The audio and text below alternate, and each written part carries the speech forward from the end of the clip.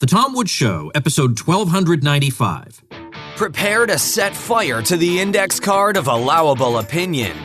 Your daily dose of liberty education starts here. The Tom Woods Show. Folks, if you've ever thought about creating and selling your own online course, well, remember your host here has a teensy-weensy bit of experience creating online courses. So I've actually put together some resources for you, a free report, plus a step-by-step video training series walking you through everything you need to do. Doesn't cost you a thing. Pick it all up at tomwoods.com/makecourses. Hi, everybody. Tom Woods here. Man, do I waste time on social media. I really have got to quit doing it. And people say, well, you should switch over to some of these other better platforms, better than Facebook and Twitter for various reasons. They have smaller audiences, but they're not going to yank you off their platform and all that. And I am very sympathetic to that argument, but at the same time, that's not really getting to the heart of my problem. Because even if it was a new platform, the problem is I get sucked into conversations I shouldn't get sucked into. It doesn't matter what the platform is. It's this problem of mine. I see people, I am the stereotype. I really am the stereotype of the person who can't allow an error to go unanswered on social media. I mean, you would think at age 46, I would be past this. You would think there would be a certain maturity level that eventually sets in at which you say, some people are just wrong and there's nothing I can do about it. There are people, as I'm recording this, who are saying things that are so atrociously wrong that probably people within, 50 yards of where I'm sitting right now, who are saying all kinds of crazy things. And there's nothing I can do about that. And the best thing I can do is not spend my time on these arguments. You may say, yeah, but Woods, there could be some bystanders. That's true, but at the same time, how many really are there going to be? I mean, a couple of dozen at most? Whereas, if I'm making a video, which shame on me I have not been doing, that reaches a lot of people. People share these podcast episodes and my books and articles and email newsletters and whatever. That reaches a big audience, and I can correct a lot of errors that way. So I should be spending my time doing that. And yet, sometimes I feel like somebody just has it coming.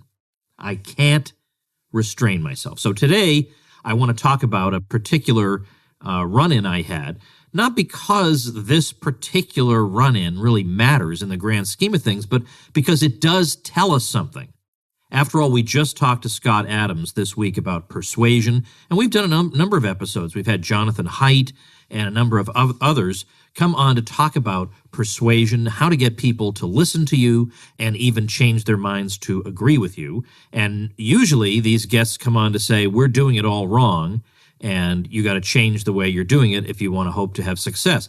Scott Adams was more pessimistic than that. He doesn't seem to think that merely changing your approach or trying to be empathetic is going to cut it. That there really, really is, in virtually everybody, there's the built-in resistance to a change in ideas, political ideas, philosophical ideas, because we have different first principles. But you know what? I'm even there just misstated it. He's not even really saying it's different first principles. It's emotional commitments to certain ideas. That's really what it is. And if you're trying to lob facts at these emotional commitments, you're going to have a problem.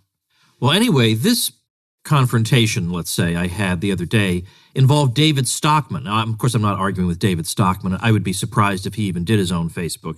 But it was a comments thread from Stockman. And I just have to tell you about it. If you subscribe to my newsletter, you read a little bit about this, and I'm going to say more than I said in that newsletter. But I sent out screenshots of what actually happened. Now, if you're not getting my newsletter yet, I don't know what I have to do for you folks, but you got to do that. You may say, but Woods, I got so many emails over that Black Friday weekend. Yeah, I know. I warned you for a week that was coming. I warned you for a solid week. I do that every year, and most people just get a kick out of it. But anyway, I generally email if I can send one out once a day on a weekday. I can. Sometimes with 5 kids, I can't do that, and I don't reproach myself for it.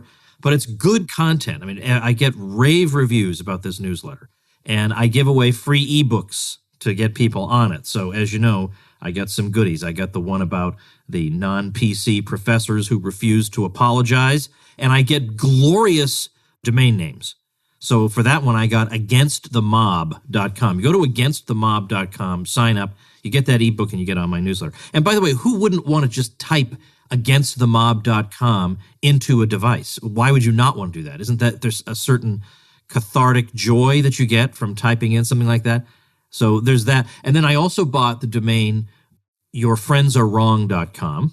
So that's a good one. You can also get on my list there. I bought wrongaboutguns.com. I bought bernieiswrong.com. All these are ways you can get on my email list because each one is associated with a different ebook. All right. Anyway, in fact, I got to write myself a note. I'm updating the pages for those sites. So I want to write myself a little note. Okay, let's get back to it. The point is, in the newsletter, I talked about this whole matter with David Stockman, because Stockman is critical of Trump. He thought that there could be some benefit to somebody who would just be a wild card, but he was always a skeptic about the economic specifics of what you might get out of Trump, because what concerns David very, very much is spending and debt, and also bad monetary policy. So that's his theme, no matter who the president is. He was, as you know, we had an episode of this podcast where he just went through and demolished all the progressive defenses of the Obama years, saying that none of this holds water. So he's been critical. He's been critical of president after president after president. That's what he does. That's what he does. So he's been critical of Trump from the right, you might say. Economically, he's been critical of Trump from the right.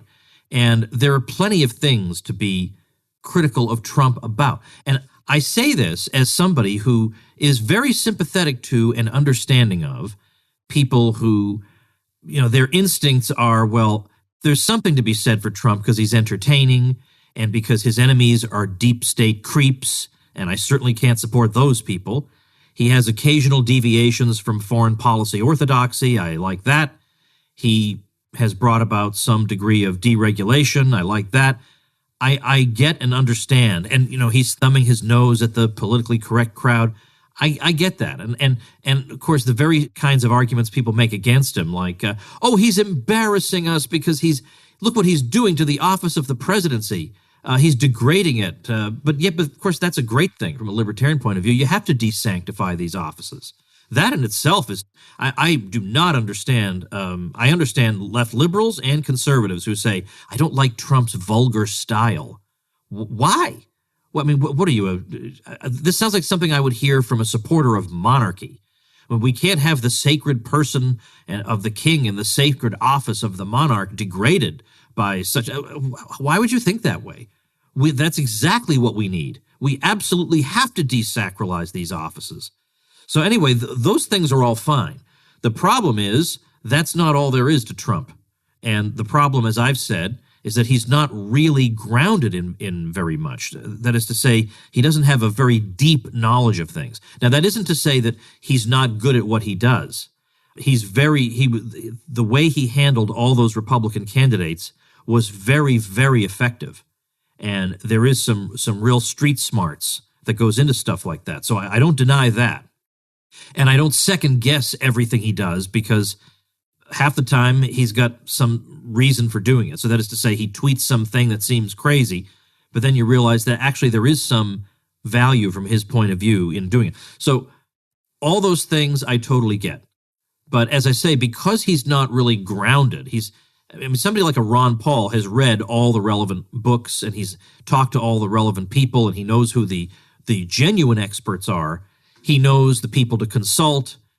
He's just always informed. If you watch that Ron Paul Liberty Report, you see he's always informed. Even on the campaign trail, on that grueling schedule of his, he was always informed. I would think to myself, well, I'd watch him being interviewed, and I'd think, well, gee, I've got a real doozy that would help him out in this interview I just read this morning and I would barely get the thought out of my head, and suddenly he's making the very point that I was hoping I could supply to him. He was always one step ahead of me in stuff like that. With Trump, I do get the sense that he is being well briefed about what his enemies are saying about him. And in fact, Nixon used to do that. Nixon actually had, that was one of the things Pat Buchanan did in the Nixon White House, was to write up news summaries. What are the people in the news saying? And Pat would write summaries, and Nixon would write commentary in the margins and whatever. It's interesting. But I think, because it does seem like Trump seems to know what they're all saying about him, and he does seem to know some talking points. But does he know the innards of history? Does he know much about the Constitution, let's say? Does he know these things? I don't think so. Does he know foreign policy? I don't think so. I think he has some instincts, but he's at this point up against the entire establishment. And I mean, I would love to see him do more against the warfare state, but I think even if he were inclined to, at this point, he's got to pick his battles because they're trying to close in on him, and they have been ever since his presidency started. So because he's not a Ron Paul, or for that matter, a Pat Buchanan, who shares a lot of views with him, and nobody's ever said Pat's a dummy. I mean, they say all kinds of nasty things about him. They don't say he's a dummy. He's very smart. His books are extremely well thought out and well written. But Pat, he knows the history. He knows European history. He knows American history. He knows foreign policy in general. He knows, at least some economics. I mean, he's not great on some things, but Pat wrote a nice column about my book Meltdown, which is an anti-Federal Reserve book back in 2009. It's more than I can say for most conservative commentators. It's more than I can say for a lot of libertarian commentators. So he knows that stuff. Whereas you get Trump, and, on the one hand, we got this bubble economy, and on the other hand, he's upset that they want to raise interest rates. Well, how do you want to reconcile all that?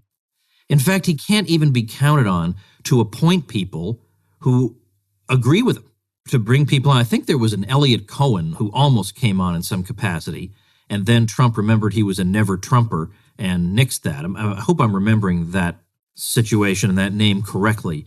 But generally, he's brought people on who have not agreed with at least his stated views on foreign policy. I don't understand the personnel choices half the time. We heard all kinds of excuses about why he took on Mike Pence as his running mate. Well, he has to do this to appease the party and whatever. All right, but once you're the president, you can pretty much do what you want with appointments. So now we learn that Mike Pompeo, who right off the bat shouldn't have been chosen, has hired Mary Kissel to be his new senior advisor for policy and strategic messaging. I saw this in a tweet from Daniel McAdams of the Ron Paul Institute the other day. So she's anti-Trump, and here she is coming on board with Mike Pompeo. So more reason that he shouldn't have been brought on.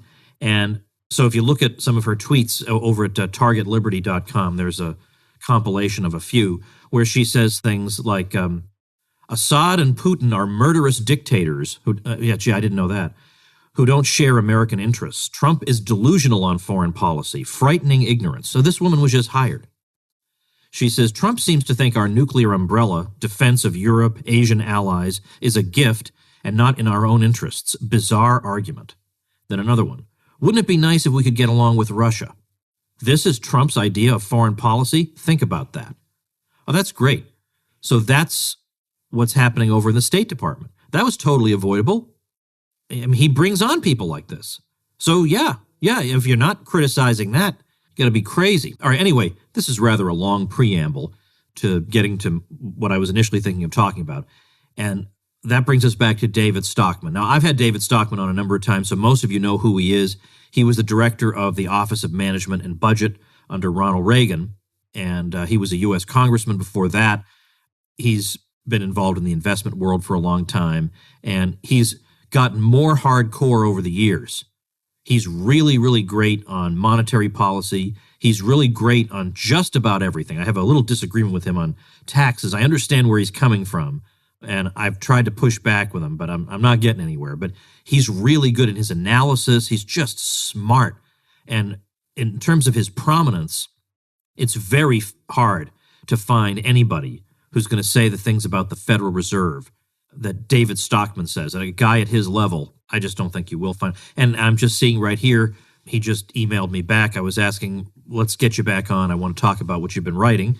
So we are going to arrange that within the next couple of weeks. So we'll get David back on. So he actually linked to a column that's behind a paywall. So you really didn't get to read the column, but you know what the column is about based on the teaser text. So here's what David posted. And you can see the title of his article is No MAGA, Make America Great Again, for the Donald. The problem is bad money, not bad trade deals. So, he's talking about monetary policy. That has really, really caused a lot of problems for Americans. So Stockman says, it is blindingly obvious that Donald Trump can't make America great again, and not merely because he's an impetuous loose cannon, the great disruptor with no semblance of a coherent policy agenda. The real barrier is that the Donald is a statist through and through. Yet America's faltering debt and bubble-ridden economy is a victim of precisely a huge excess of statism, and most especially the suffocation of middle-class wages, jobs, and savings that stems from the depredations of the state's central banking branch. Now, again, I'm going to get emails. Please just don't send them, because I already know what you're going to tell me about Trump, that he's done the best he can, and he's the most libertarian president I'm going to see in my lifetime. I already know all the arguments. That doesn't mean I can't say these things, because this is obviously true. These things are obviously true. So whatever else you want to say, but he did this, he did that. Yeah, but but I wouldn't say Obama was a great president because he gave us, he did do a couple of decent things. I don't want to talk that way. This one did that, this one did that. I appreciate when good things are done, and I give credit where it's due. I think the overtures that Obama made to Cuba, and I think the Iran deal, I think those were good things. And so I said that. And that's it. That didn't mean that therefore I better not say anything about Obamacare, because, hey, don't you appreciate? I don't want to be that way, because I wouldn't be that way if this were a private company and we had a CEO who was just a disaster. But he did a couple of good things that I really liked. I couldn't criticize him for the other things.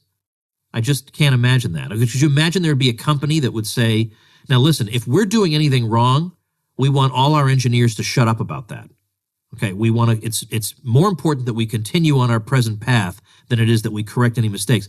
That's weird, okay? The very people who would want to correct me for what I'm saying in this episode, if they were in the private sector, they would never, ever be issuing a correction like this to me. They would never be saying, keep your mouth shut, or keep some perspective. This is probably the best CEO we'll ever have. Come on now. For the health of the company, you have to talk about what's wrong. So anyway, what's Stockman saying here? Well, he's saying that Trump basically has a state bias, a government bias to his world outlook and to the way he looks at the economy. That's not to say that he doesn't get at some level that deregulation is better than suffocating regulation. But a lot of people more or less see that point.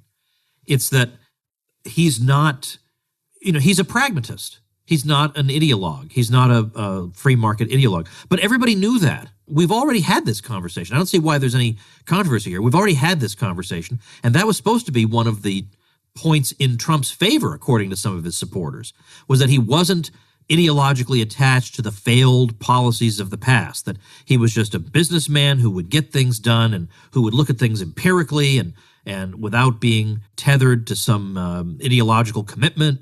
That was supposed to be one of his great strengths.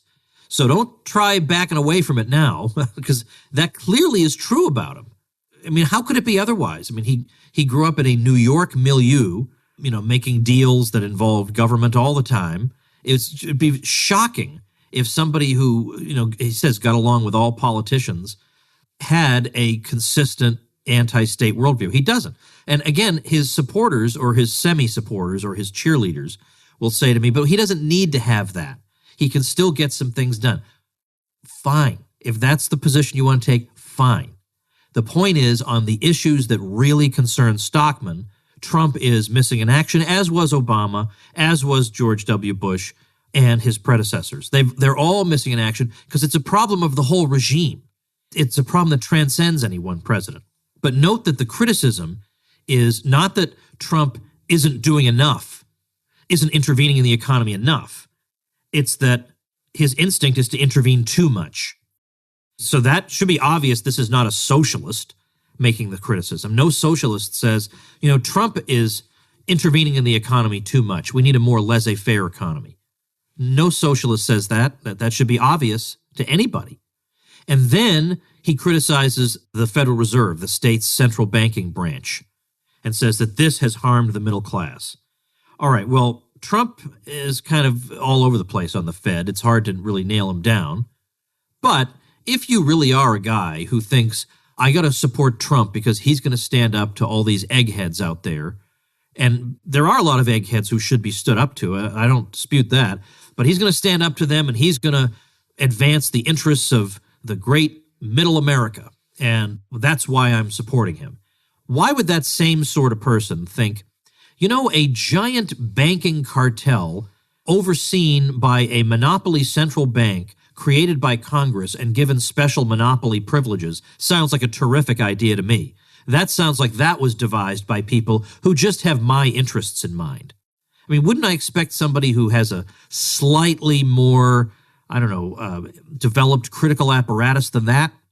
I mean, right? Aren't these people congratulating themselves that they're able to see past the establishment who hates Trump, and they're able to see that he's actually a good guy, and they're able to see things that their stupid neighbors can't see. But when it comes to the central bank, they just get right in lockstep, or they don't know anything about it, and they're still going to shoot their mouths off.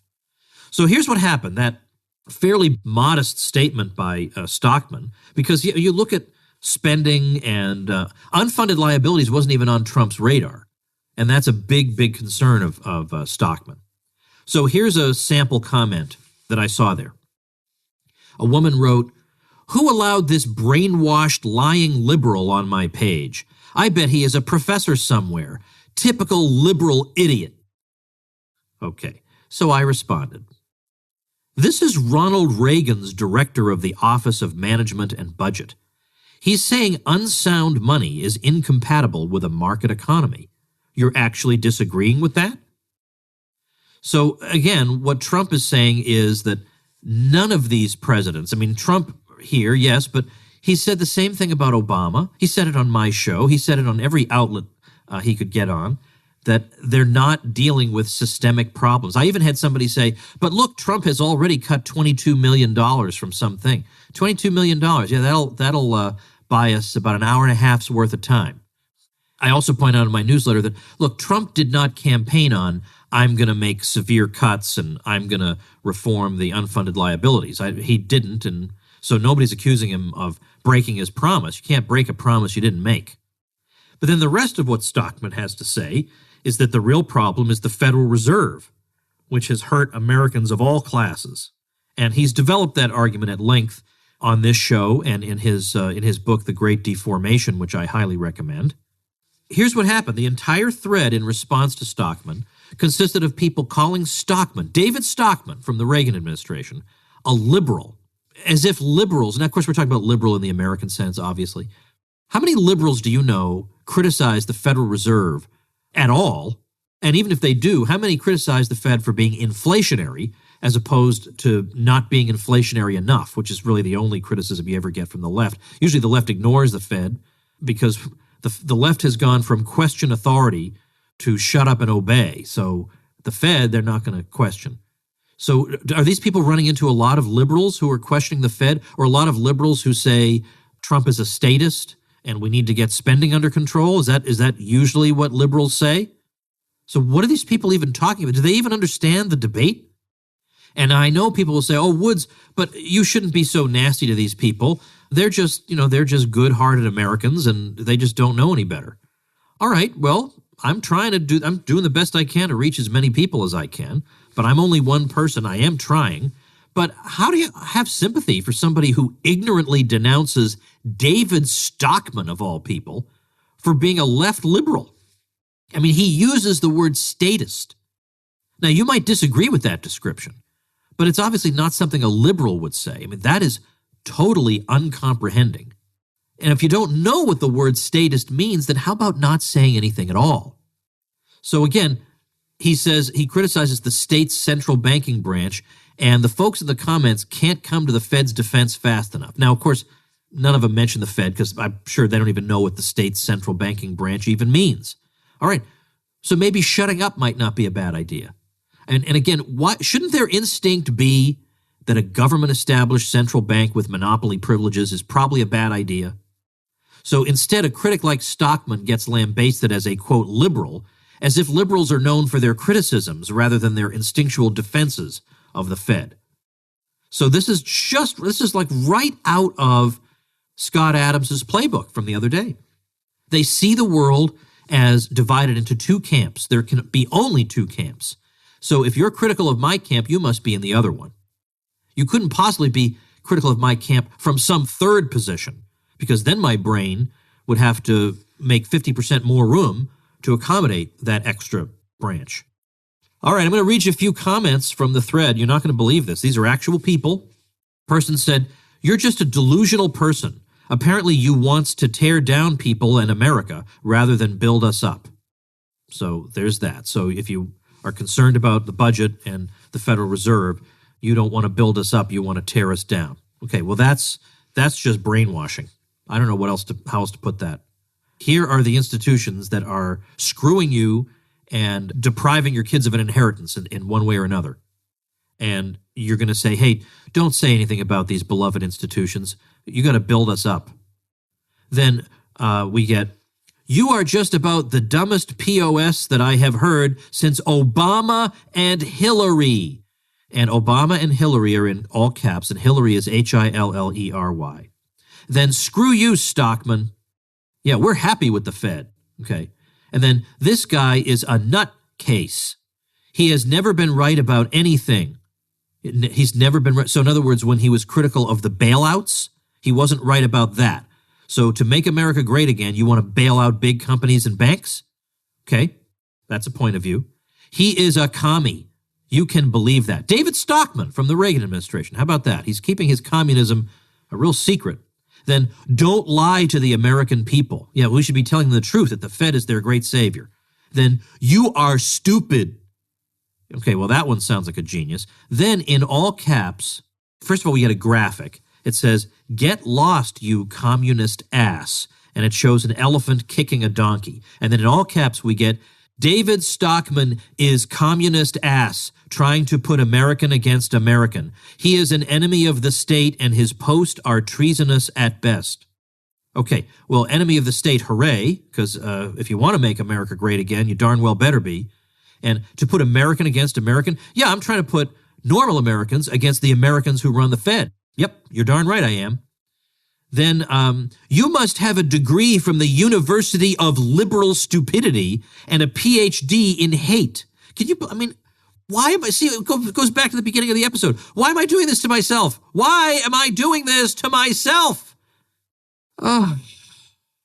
Then this one, "Socialist propaganda." And then another one says, "Socialist moron." Okay, because there have been more since I sent out the newsletter. Socialist moron was one. So he's a socialist because he wants less government involvement in the economy. Okay. So on it goes. And as I say in the newsletter, thanks, conservative movement. This is the knowledge you've managed to convey to these people over the past 50 years. Somebody comes along and says spending needs to be slashed, the government's role in the economy needs to be radically diminished, and a lid needs to be put on the Fed, and all they can do is scream socialist. That is intellectual malpractice. Well, that's it. Now, what I'm going to do is, as I mentioned, we'll get David Stockman back on. We're going to have him elaborate on his case, on exactly what's been happening with American living standards and who's responsible for it, all that stuff, the real state of the economy. We're going to get Stockman back on and talk about this. But for now, that's what's out there. And I know there are more intelligent people who have sympathies for Trump. I know that. I don't want to caricature anything. And they would die 100 deaths before defending any of the people in that thread. But I am thinking that the people in that thread are, why would they not be representative of the base? Yeah, I know there are some intellectuals who can make arguments for Trump, but are they the majority of the supporters? And maybe some of these people have good instincts on some things. I want to give them the benefit of the doubt. Maybe I've been going after the left for so long, I've forgotten how enraged I get going after the right. So this has been educational for me to go and see where things stand, and it's pretty bad. It is pretty bad. This is the job the conservative movement has done. This is what hundreds of millions or billions of dollars have been spent on, and it's generated this result. Pretty bad. Well, listen, folks, if you like what I'm doing and you appreciate what I'm doing and you enjoy these episodes, then I would like you to consider becoming a supporting listener of the show. So we have got one fantastic private group where we have just unbelievable exchanges. You're going to love these folks. You're going to learn a lot from these folks. It is a haven for you. But on top of that, there are many, many, many other benefits, including transcripts of all the interviews I do with guests. But there are many. I have discount codes for a lot of the websites you shop at, like the Mises store and stuff like that. But I've just got a ton of stuff for you to say thank you for supporting me and making it possible for me to devote this time to the show. So how do you do that? You go over to supportinglisteners.com. Thanks for listening. Become a smarter libertarian in just 30 minutes a day. Visit TomWoods.com to subscribe to the show for free, and we'll see you next time.